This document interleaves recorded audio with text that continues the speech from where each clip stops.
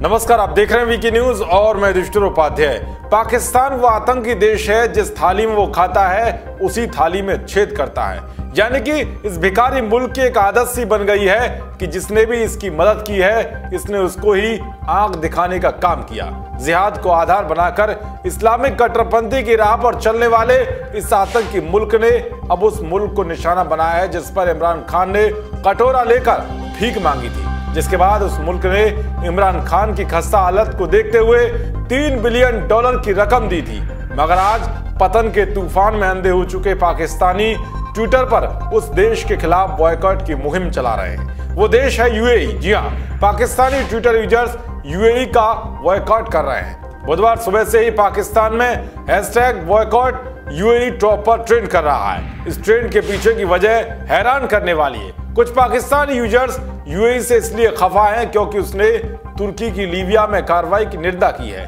तुर्की और यूएई के रिश्ते हाल के दिनों में बेहद तनावपूर्ण हो गए हैं। वही पाकिस्तान के लिए लगातार तुर्की अपना सपोर्ट देता रहा है, इसीलिए कई पाकिस्तानी तुर्की को अपनी असली दोस्त बता रहे हैं। यूएई से खुन्नस की एक वजह यह भी है कि उसने प्रधानमंत्री नरेंद्र मोदी को अपना सर्वोच्च सम्मान दिया था।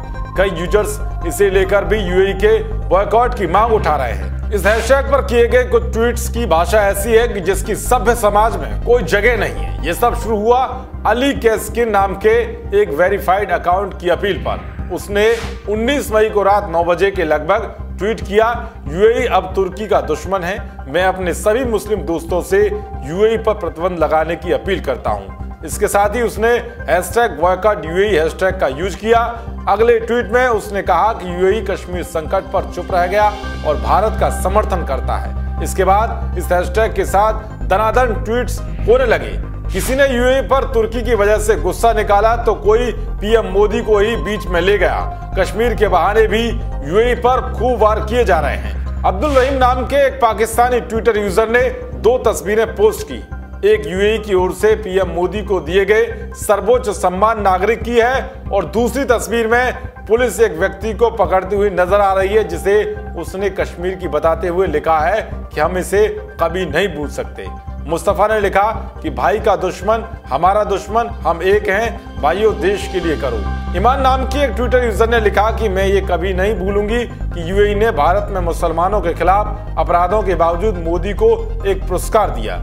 कई लोगों ने तुर्की और पाकिस्तान का झंडे के साथ लगातार यूएई का बॉयकॉट करने की मांग उठाई, तो वहीं कुछ लोग इस हैशटैग का विरोध भी कर रहे हैं। मोहम्मद इब्राहिम काजी ने लिखा कि पाकिस्तान और यूएई के ऐतिहासिक रिश्ते हैं और ये हैशटैग हमारे हित में नहीं है। तुर्की और यूएई के बीच बहुत सारे मतभेद हैं, मगर उन्हें उन दोनों मुस्लिम देशों को बातचीत से सुलझाना चाहिए। तो इस तरह से पाकिस्तान में ट्विटर पर #बॉयकॉट यूएई ट्रेंड कर रहा है। बता दें कि पाकिस्तान उन देशों में से है जो खैरात पर निर्भर है। खाड़ी के देश उसे अच्छी खासी मदद भेजते हैं। चीन, अमेरिका और इंटरनेशनल मॉनिटरिंग फंड के आगे पाकिस्तान हाथ फैलाए रहता है। यूएई पर पाकिस्तान की निर्भरता कम नहीं है। यूएई में करीब 15 लाख पाकिस्तानी रहते हैं, यानी कि भारत के बाद यूएई में सबसे ज्यादा प्रवासी पाकिस्तान से ही आते हैं। यूएई लगातार पाकिस्तान को आर्थिक मदद पहुंचाता रहा है। साल 2019 में भी पाकिस्तान को यूएई से $3 बिलियन की रकम मिली। वहीं $3.2 बिलियन आगे देने पर सहमति बनी। कोरोना वायरस संकट के समय में भी यूएई ने आर्थिक और मेडिकल सहायता पाकिस्तान को उपलब्ध कराई। मगर ये सब भूलकर मानसिक रूप से दिवालिया हो चुके पाकिस्तानी यूजर्स #बॉयकॉट यूएई चला रहे हैं। दरअसल लीबिया में इन दिनों इंटरेस्टिंग डेवलपमेंट्स हो रहे हैं। तुर्की जहां गवर्नमेंट्स ऑफ नेशनल अकॉर्ड को सपोर्ट करता है, तो वहीं फ्रांस, रूस, यूएई और इजिप्ट जैसे देश खलीफा हफ्तार और उसके लड़ाकों का साथ देते हैं। पिछले दिनों लीबिया की सरकार ने तुर्की के सपोर्ट से हफ्तार के हमले को रोक दिया गया।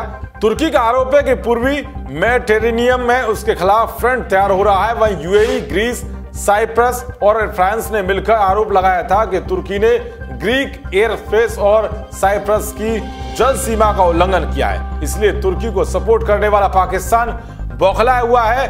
देश और दुनिया की तमाम खबरों को पाने के लिए देखते रहिए वीके न्यूज। जय हिंद, जय भारत।